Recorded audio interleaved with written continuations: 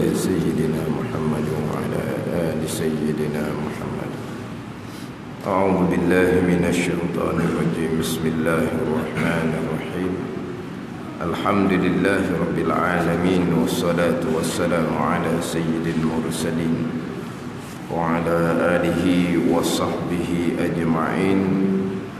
رب اشرح لي صدري ويسر لي أمري واحلل عقدة من لساني يفقه قولي. سبحانك لا علم لنا إلا ما علمتنا إنك أنت العليم الحكيم. ولا حول ولا قوة إلا بالله العلي العظيم. Muka surat 6. Muka surat 6 baris yang ke-14 daripada atas. Muka surat 6 baris ke-14 daripada atas. Qala al-muallifu rahimahullahu ta'ala wa nafa'ana bi'ulumihi. Yang keenamnya, yang keenam daripada 6 rukun iman, percaya dengan qada dan qadar. Percaya dengan qada dan qadar, dengan maknanya qada itu, qada maknanya penentuan, menentu dengan iradahnya, dengan sifat iradah Allah Subhanahu wa ta'ala. Qada dengan makna penentuan, penetapan yang telah menentu akan dia oleh Allah dengan iradahnya. Itu qada. Penentuan, ketetapan yang telah menentu, yang telah menetap akan dia oleh Allah Subhanahu wa ta'ala. Allah telah menentukan, Allah telah menetapkan pada azal, telah menentukan, telah menetapkan pada azal, sedia kala. Penentuan azali, ketentuan azali, itu kita singkatan dia lah, biasa disebutnya ketentuan azali, penentuan Allah pada azal. Kenapa pada azal?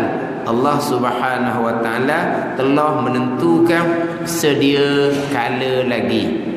Ketentuan Allah yang qadim, ketentuan Allah yang azali, sedia kala. Itu makna qada.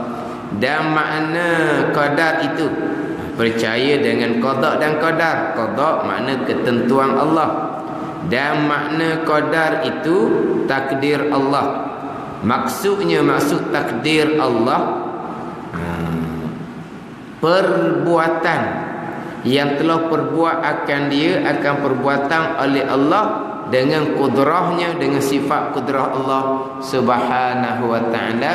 Jadi qadar ni perbuatan Allah, pekerjaan Allah yang Allah Ta'ala melakukan dengan sifat kudrah Allah Subhanahu wa ta'ala. Itu qadar atas jalanan Imam Asy'ari. Qada ketentuan iradah, qadar perbuatan kudrah. Atas jalanan Imam Maturidi, ketentuan azal, qadar perbuatan Allah sekarang dipanggil qada. Hanya bertukar dia punya qada qadar ataupun qadar qada. Nisbah pegangan ketentuan azali itu sepakat ulama ahli sunnah wal jamaah. Kemudian perbuatan Allah sepakat di kalangan ulama ahli sunnah wal jamaah, tak ada timbul khilaf. Cuma yang bezanya, ketentuan iradah Allah dalam kitab ni dipanggil qada. Jalanan Imam Asy'ari, jalanan Imam Maturidi, ketentuan iradah Allah ni dia pubuh nama qadar. Hanya tukar nama sajalah antara qada dan qadar ataupun qadar dan qada. Maka percaya dengan qada dan qadar itu maknanya, makna percaya, beriman dengan qada dan qadar. Qada dan qadar itu pekerjaan Allah Subhanahu wa ta'ala. Percaya ni lah hak kewajipan kita. Sama ada manusia percaya ke tak percaya, qada qadar tetap daripada Allah Subhanahu wa taala. Jadi qada dan qadar itu pekerjaan Allah. Percaya, beriman dengan qada dan qadar, ini boleh cerita hal kita, kewajipan atas kita. Kalaulah tak beriman dengan qada dan qadar sekalipun, qada dan qadar tetap daripada Allah Subhanahu wa taala. Sama jugalah dengan rukun iman yang lain. Malaikat tetap dah ada. Percaya ke tak percaya kita, malaikat makhluk Allah yang paling besar, yang paling banyak, tu tetap dah. Hak percaya dengan malaikat, ni hak kewajipan kita. Malaikat ada, tu makhluk Allah. Hak kitanya, kewajipan kita percaya dengan malaikat. Ini kewajipan kita. Jadi qada dan qadar itu pekerjaan Allah Subhanahu wa taala. Percaya dengan qada dan qadar ni kewajipan kita. Apa makna percaya dengan qada dan qadar? Maka percaya dengan qada dan qadar itu maknanya, makna percaya beriman ni mengaku putuh di dalam hati seseorang dengan tetu sungguh akan bahawa segala perkara yang berlaku, sekalian perkara yang berlaku daripada baik dan jahat, semuanya, segala perkara yang berlaku ni dengan kehendak Allah Ta'ala, ini qada, dan dengan menjadi ia Allah akan segala perkara yang berlaku ini dipanggil qadar. Mana apa percaya? Kita mengaku putuh di hati, kita berpegang kejap di hati qada qadar daripada Allah Subhanahu wa taala. Ini makna percaya. Dengan makna mengaku putuh di dalam hati. Adapun persoalan hati kita tu ingat ke tak ingat, itu berkait dengan kekuatan dalaman masing-masing. Percaya dengan qada dan qadar dengan makna kita mengaku putuh di hati, kita pegang kejap di hati kitanya bahawa semua perkara datang daripada qada dan qadar Allah. Itu makna percaya. Hati kita pegang kejap qada qadar daripada Allah. Tetapi qadar Allah, hak qada ketentuan azali itu telah sedia kala dah Allah menentukan. Hak qadar Allah, perbuatan Allah sekarang. Kita mengaku putus di hati, apa yang sedang berlaku sekarang semuanya adalah perbuatan Allah Subhanahu wa taala. Tidak ada satu perkara pun yang berlaku sekarang bukan perbuatan Allah Subhanahu wa taala. Kemudian perkara yang berlaku sekarang ni hak di diri kita pun cukup dah. Tidak terkira dah kitanya. Di diri kita sendiri. Kita hidup setiap saat Allah yang buat. Kita nampak sepanjang masa terang Allah yang buat. Bukan biji mata yang buat, bukan cermin mata yang buat. Kita dengar sepanjang masa ni bukan gegendang telinga yang bekas, Allah yang kita dengar. Semuanya perbuatan Allah. Kita duduk tak terbalik pun perbuatan Allah. Organ-organ dalam tubuh kita bergerak pun perbuatan Allah. Bukan organ dalam tubuh kita bergerak sahaja perbuatan Allah. Setakat berkelip mata, bergerak nadi pun Allah yang melakukan. Semuanya adalah perbuatan Allah Subhanahu wa taala. Segala-gala perkara. Ini hak kita mengaku putus di hati. Tapi diingatan hati kitanya lupa kepada Allah. Itu bukan berkait dengan bab pegangan, itu berkait dengan kesucian dalaman masing-masing, kekuatan dalaman masing-masing. Sama ada hati kita ingat ke tak ingat, ini bukan berkait dengan persoalan percaya rukun iman yang keenam. Percaya dengan makna mengaku putus dalam hati. Saya sebut beberapa kali dah ni, faham molek lah. Kalau kata percaya mengaku putus di hati pastilah ingat, itu bukanlah. Sebab dalam perbahasan ilmu tauhid, dalam kitab tauhid, perbahasan akidah, tidak didatangkan persoalan ingat. Ingat ni kalau istilah ilmu dipanggil syuhud. Syuhud ni istilah ilmu. Syuhud ni ingatan di basirah, di mata hati. Bab syuhud, bab ingatan di basirah, itu berkaitan dengan kekuatan dalaman masing-masing. Yang kita duk bicara sekarang adalah persoalan iman.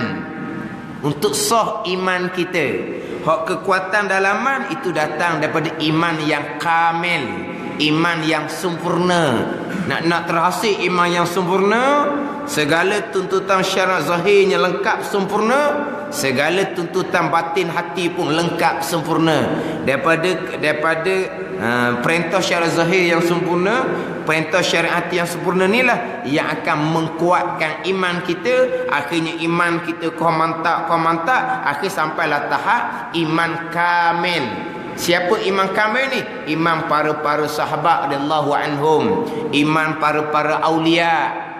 Ini iman yang kamil. Sampai tahap ni basirah mereka sentiasa sa'ah demi sa'ah, nafas demi nafas, sentiasa ingat syuhud akan Allah Subhanahu wa taala tanpa buat-buat. Ini kedudukan pembicaraan kita bab iman, bab i'tiqad, dipanggil i'tiqadiyun, pegangan mengaku putus di hati. Jangan duk campur dua ni jenglah kitanya. Sebab perbuatan Allah yang berlaku kepada kita setiap saat Allah melakukan. Bukan setakat kita bangun ni Allah buat bangun. Bukan. Kita sedang duduk sekarang tak terbalik pun Allah yang buat. Saya duduk atas kursi tak jatuh ni Allah yang buat. Bukan kursi yang buat, Allah yang buat. Segala-gala perbuatan Allah Subhanahu wa taala. Ini mengaku putus di hati. Segala perkara yang berlaku datang daripada kehendak Allah, qada, dan datang daripada perbuatan Allah dipanggil qadar. Kemudian pembicaraan kita berkaitan dengan qada terlebih dahulu. Kemudian kita pergi kepada persoalan qadar. Ini kita kira satu-satu tajuk lah. Tapi pada masa cerita bab qada, kita akan terus kepada qadar juga. Tapi kita nak bicara yang pertamanya berkaitan dengan qada terlebih dahulu. Qada satu pegangan, qadar satu pegangan. Qada ada pegangan terpesongnya sendiri, qadar ada pegangan yang terpesongnya sendiri. Ada yang terpesong pada bab qada, tidak terpesong pada bab qadar. Ada yang tidak terpesong dalam bab qada, terpesongnya bab qadar. Dia ada bagai-bagai lah di sini. Yang terpesong bab qada pun ada, yang terpesong bab qadar pun ada. Jadi kita pergi pada pembicaraan qada terlebih dahulu. Qada dengan makna penentuan, penetapan yang telah menetap akan dia oleh Allah Subhanahu wa taala dengan iradah, dengan sifat kehendak. Bukan dengan sifat ilmu, dengan sifat kehendak. Allah yang bersifat dengan iradah, menentukan, menetapkan, memutuskan segala-gala perkara yang berlaku. Apa yang Tuhan tentukan, apa yang Tuhan tetapkan, apa yang Tuhan putuskan dengan iradah tadi, dengan sifat kehendak tadi, selaras dengan ilmu Allah Subhanahu wa taala, selaras dengan pengetahuan Allah Subhanahu wa taala, barulah kita pergi kepada ilmu. Ketentuan Allah pokok mana pun kita akan pergi kepada ilmu. Tetapi ketentuan Allah ni iradah terlebih dahulu. Jangan lupa hak iradah. Kemudian apa yang Tuhan tentukan dengan iradah tadi selaras dengan ilmu. Dia kena join dengan ilmu. Tapi ketentuan iradah, ni kena hamulat sini. Sebab terkadang di sini ni bab ketentuan ni terpesong dah. Allah menentu, ketentuan Allah bukan makna Allah menetap, bukan makna Allah memutus yang kita tak boleh pilih perkara lain dah. Allah menentu ni bukan Allah menetap mutu, Allah mengetahui.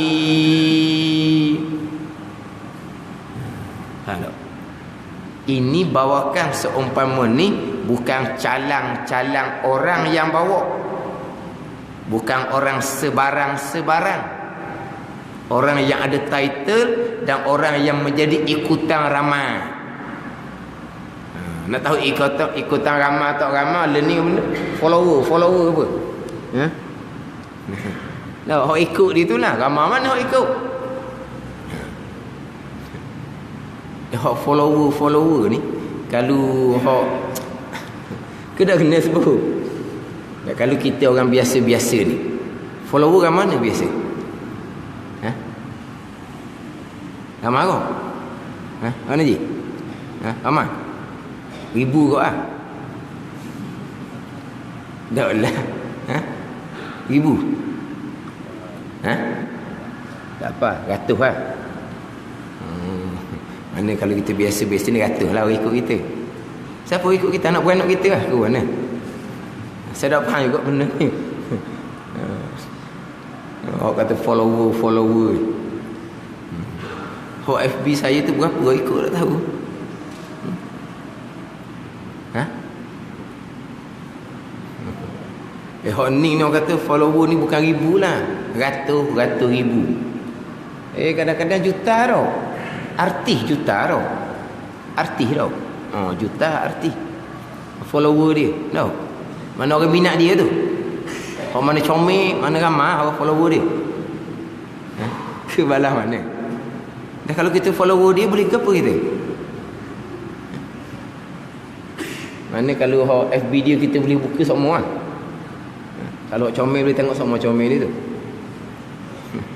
Ke mana?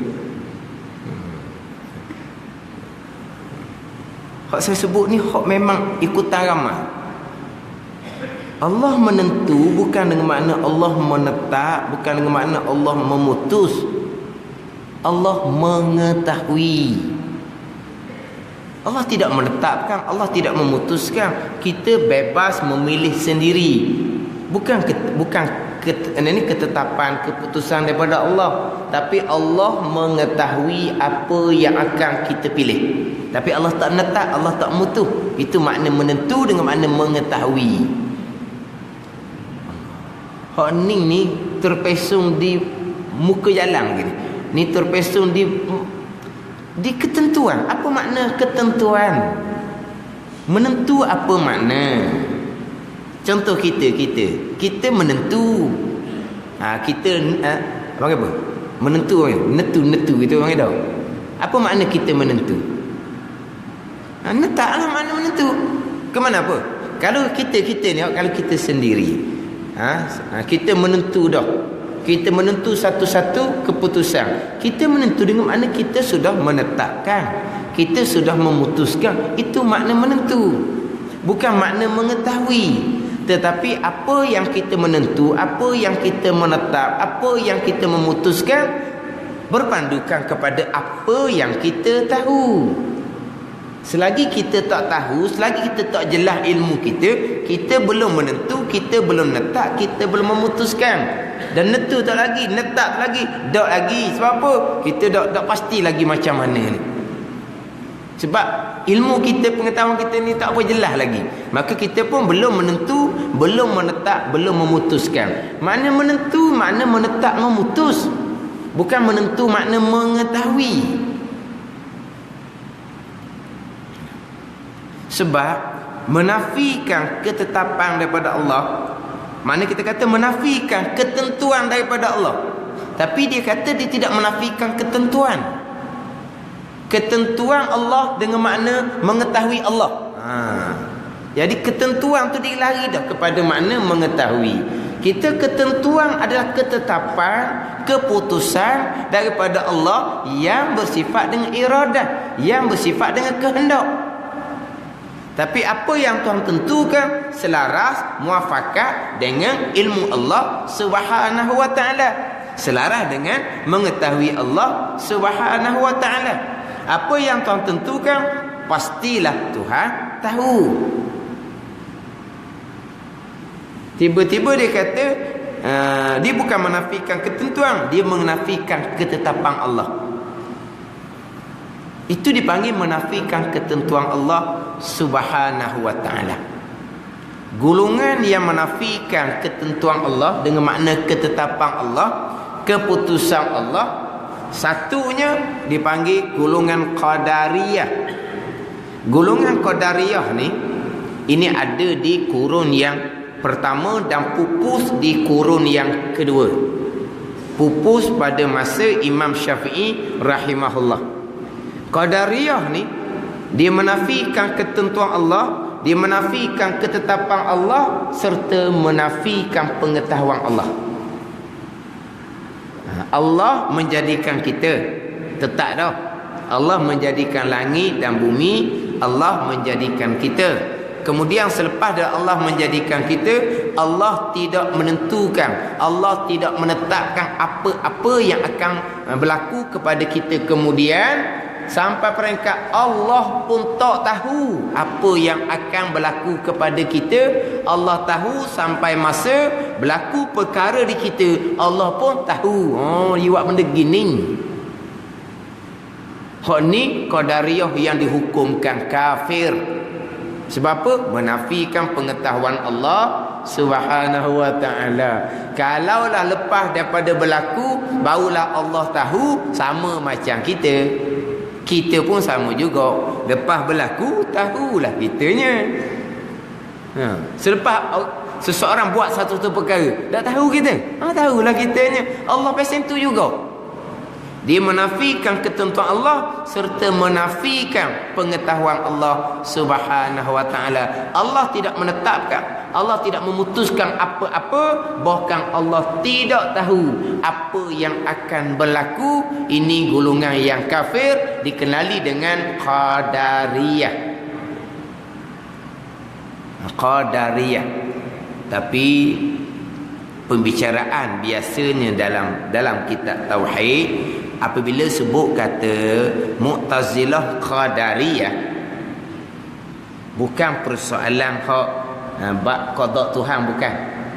Qadariyah dalam kitab tauhid kita adalah Mu'tazilah lawan kepada Jabariyah.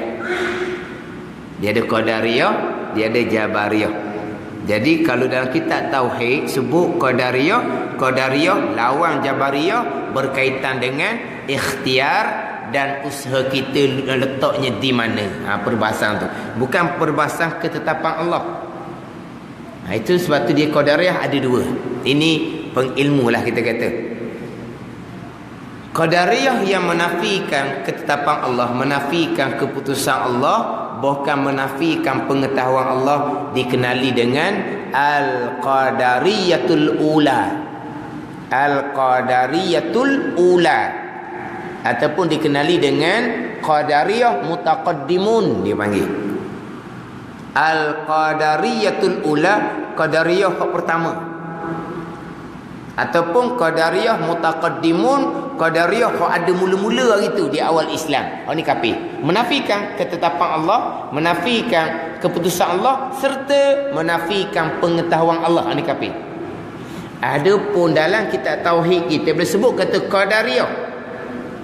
Qadariyah mana tidak dikaitkan, tidak dinyatakan, kena kepada Al-Qadariyatus Tsaniyah dipanggil.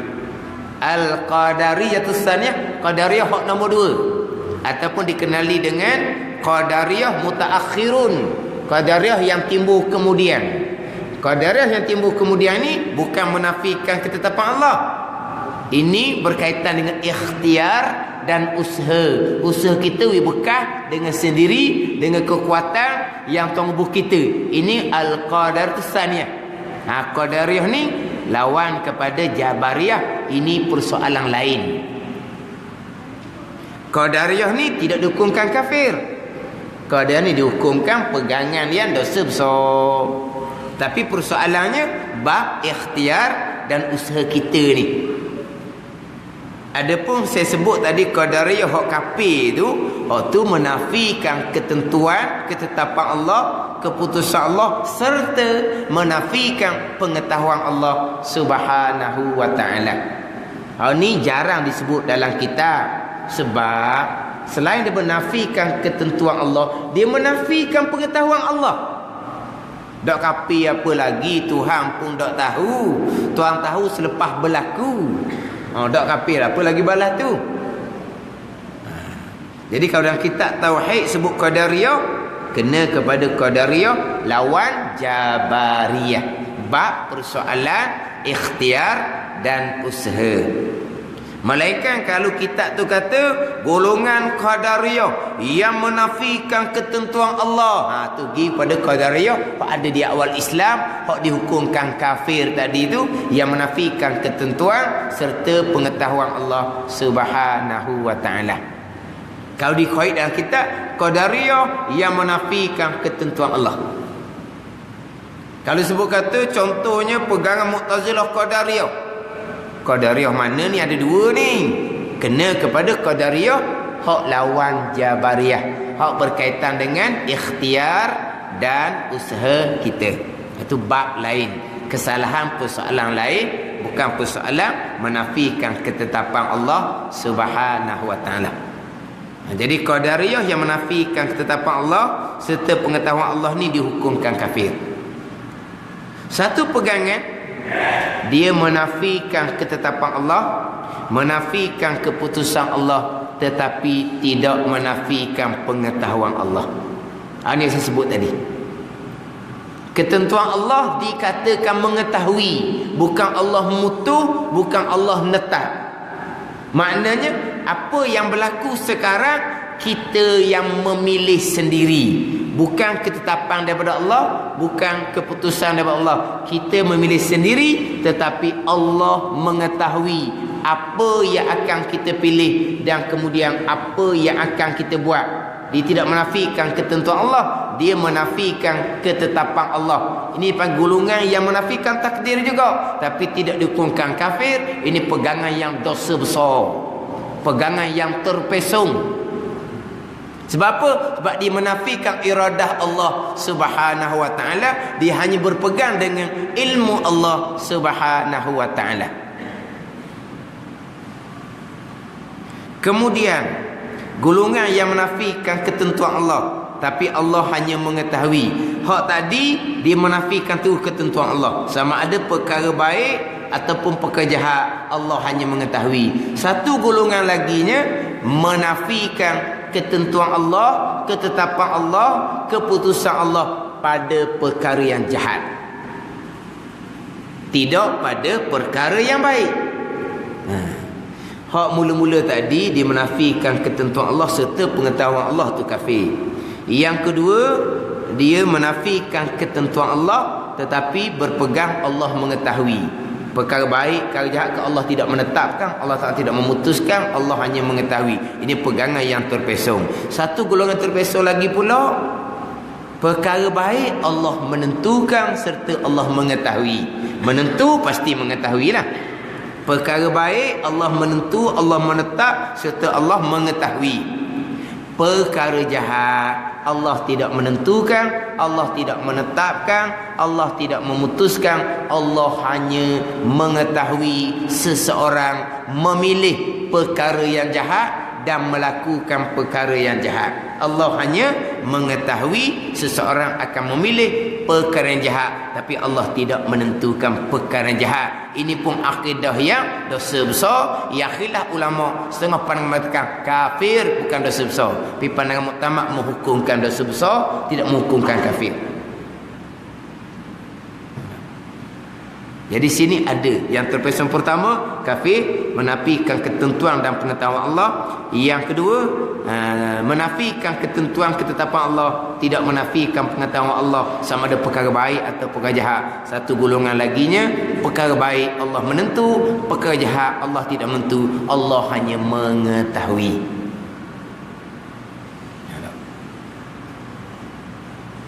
Tapi yang glamournya, hak perkara jahat ni hak glamour. Hak ni hak glamour. Allah tidak menentukan, Allah tidak menetapkan perkara yang jahat. Kalau Allah menentukan, Allah menetapkan perkara jahat, maka berlakulah perkara jahat tersebut. Siapa yang akan dihukum? Kita yang akan dihukum. Dak aci abalah tu siang, kita naya kita. Ini hak akidah Mu'tazilah yang paling masyhur, yang banyak dipegang oleh mereka-mereka yang tidak memahami akidah Ahlussunnah wal Jamaah. Sebab apa? Dia pakai akal. Walhal rukun iman kita yang keenam cukup je lah. Wa tu'mina bil qadari khairihi wa syarrihi. Nabi kata, dan engkau beriman dengan qada dan qada Allah, khairihi, baik pun qada dan qada Allah, jahat pun qada dan qada Allah. Jelas-jelas dalam rukun iman yang keenam yang disabdakan oleh Nabi sallallahu alaihi wasallam apabila Jibril alaihi salam tanya Nabi, akhbirni anil iman. Jibril tanya Nabi, cerita akan aku ya Muhammad, apa dia iman? Nabi pun bersabda, jawab, antu'mina billah wa malaikatihi wa kutubihi wa rusulihi wal yaumil akhir wa tu'mina bil qadari khairihi wa syarrihi. Terang-terang, jelas-jelas. Khairihi, baik, wa syarrihi, jahat. Tapi Mu'tazilah ni dia lebih kepada tahsinul aqli. Dia lebih kepada logik akal, munasabah akal. Maka dari segi akal, walaupun Nabi terang-terang bersabda wa syarrihi, dan jahat pun datang daripada ketentuan dan perbuatan Allah, tapi akal tak boleh nak terima, tak logik dia kata, tak rasional dia kata. Maka dia nak benakan akidah atas logik akal, rasional akal. Tonggok akidah dia kata akal pemikiran. Itu Mu'tazilah, dia panggil tahsinul aqli, logik akal. Jadi bila pakai akal tak munasabah. Allah ditentukan perkara yang Allah marah. Maka mereka berpegang Allah tidak menentukan perkara yang jahat, walaupun Nabi sebut terang-terang sekalipun, tapi mereka tak akan berpegang dengan sabdaan Nabi sallallahu alaihi wasallam sebab tak logik di akal.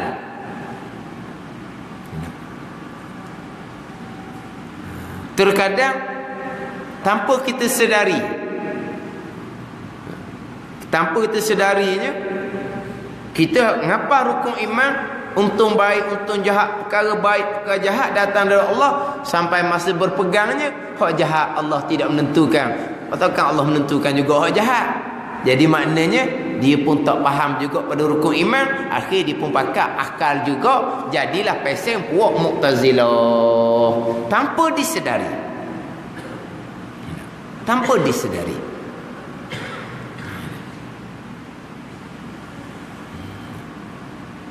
Sebab apabila tak ada ilmu akidah, maka panduan kita adalah akal lah. Tak lagi dah pemikiran akal kita lah. Jadi hak terpeso yang ketiganya, Allah menentukan dan menetapkan perkara baik, perkara jahat Allah tidak menentukan, Allah tidak menetapkan. Kita pilih sendiri untuk melakukan perkara jahat. Apabila kita pilih bukan ketentuan Allah, kita pun melakukan perkara jahat. Perkara jahat yang berlaku tu adalah perbuatan Allah Subhanahu wa taala pula. Ini hak Mu'tazilah yang menafikan qada jahat tapi tidak menafikan qadar jahat. Ini Mu'tazilah. Allah tidak mengqadakan, Allah tidak menentukan, Allah tidak menetapkan perkara jahat. Allah hanya mengetahui seseorang memilih untuk melakukan perkara jahat.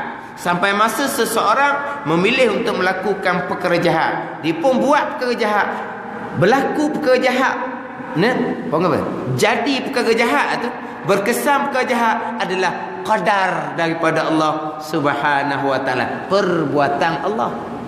Jadi makna Mu'tazilah dia menafikan qada jahat tapi tidak menafikan qadar jahat.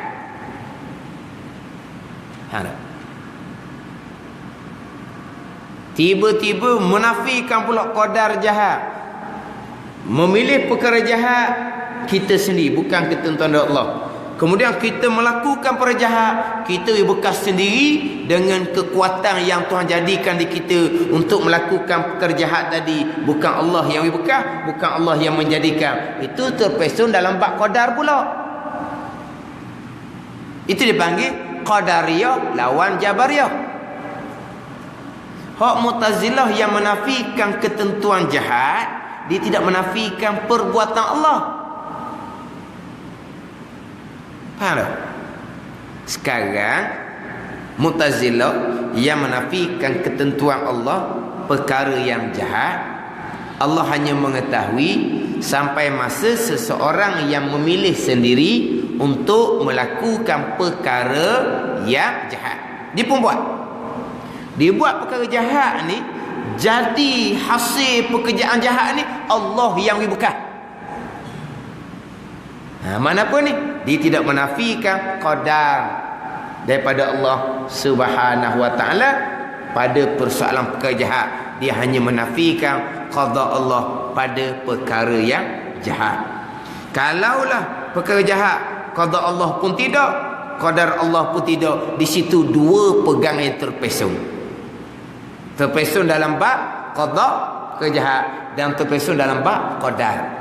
Mu'tazilah dia hanya menafikan qada jahat. Allah tidak menentukan, Allah tidak menetapkan. Allah hanya mengetahui seseorang akan memilih untuk melakukan perkara yang jahat. Bila seseorang memilih untuk melakukan perkara yang jahat, dia pun buat, terhasil kerjaan, semuanya perbuatan Allah Subhanahu wa taala. Makhluk tetap bukan. Maknanya jadi pekerjaan jahat ni perbuatan Allah. Memilih pekerjaan jahat ni sendiri memilih. Bukan Allah menentukan, bukan Allah menetapkan. Allah hanya mengetahui seseorang akan memilih perkara yang jahat. Ini Mu'tazilah yang menafikan ketentuan perkara jahat. Dia tidak menafikan qadar perkara yang jahat.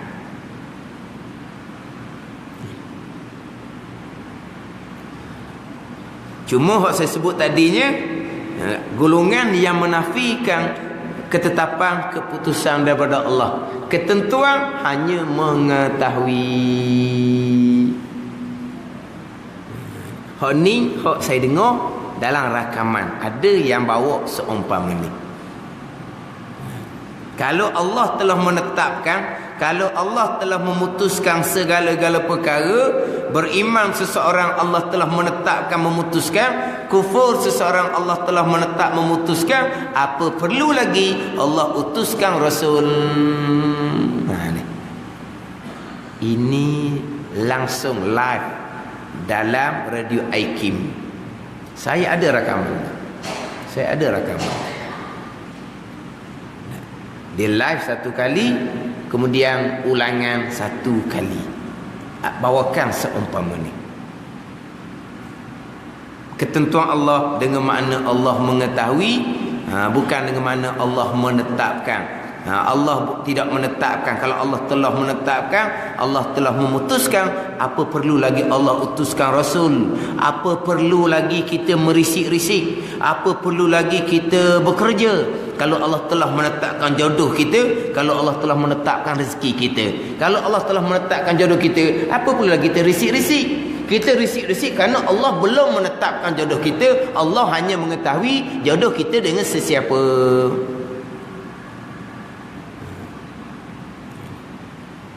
Kemudian orang yang bawa seumpama ni, dia di kalangan orang agamawan pun dia ada hak dia punya belawang dia nya. Hak ni lawang ni, hak ni lawang hak ni. Biasanya kalau orang belawang ni, hak beratnya, hak perkara yang tak ada pun diada-adakan. Ini difitnah lah. Ada perkara yang tak berapa jelas, boleh kita tanggung kok baik, dia kita tanggung kok tak baik. Benda tak jelas kan, mungkin kok ni, mungkin kok ni. Dia tak akan ihtimal tanggung kok molek, dia akan ihtimal ketuk molek. Sebab apa? Sebab dia berlawan hak tu. Biasanya gitulah. Kan? Tapi hak ni hak salah terang-terang. Musuhnya ada, yang selalu berlawangnya ada, musuh pun tak bunyi apa-apa pun. Musuh pun tak bunyi apa-apa pun.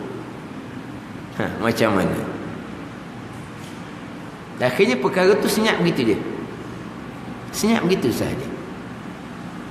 Allah tidak menetapkan, Allah tidak memutuskan. Allah hanya mengetahui. Kalau Allah telah menetapkan, kalau Allah telah memutuskan, apa perlu lagi Allah utuskan Rasul? Dah, tuan tetap ada beriman ke? Tak beriman lah tetap utus Rasul apa? Allah utus Rasul tu ketetapan daripada Allah.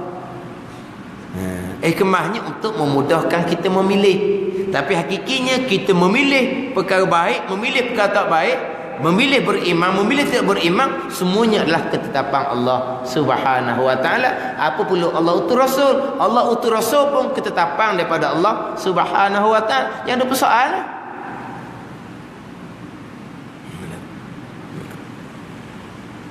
Menafikan ketetapan, menafikan ketetapan Allah Subhanahu wa taala. Hanya berpegang Allah mengetahui, kemudian kita manusia diberi pilihan, diberi kepilihan sebebas-bebasnya. Kita ni diberi pilihan sebebas-bebasnya. Tidak ada ketentuan, tidak ada ketetapan, tidak ada keputusan daripada Allah. Kita yang memilih sendiri, tapi Allah mengetahui apa perkara kita pilih. Ini pegangan yang jelas terpesong. Menafikan ketentuan, ketetapan, keputusan Allah yang bersifat dengan iradah, berarti menafikan qada Allah Subhanahu wa taala. Rukun iman yang keenam.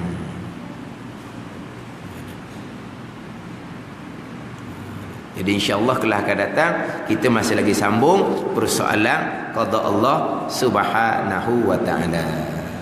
Wallahu a'lam. Bismillahirrahmanirrahim. Alhamdulillahirabbil alamin wassalatu wassalamu ala sayyidil mursalin wa ala alihi wa sahbihi ajma'in. Allahumma iftah alaina futuhal arifin. Allahumma allimna ilma aqdamin wa fahimna famasabikin warzuqna riqat talibin. Allahumma zidna ilman wa alhiqna bis salihin. Wa sallallahu ala sayyidina Muhammadin wa ala alihi wa sahbihi wa sallam. Walhamdulillahi rabbil alamin.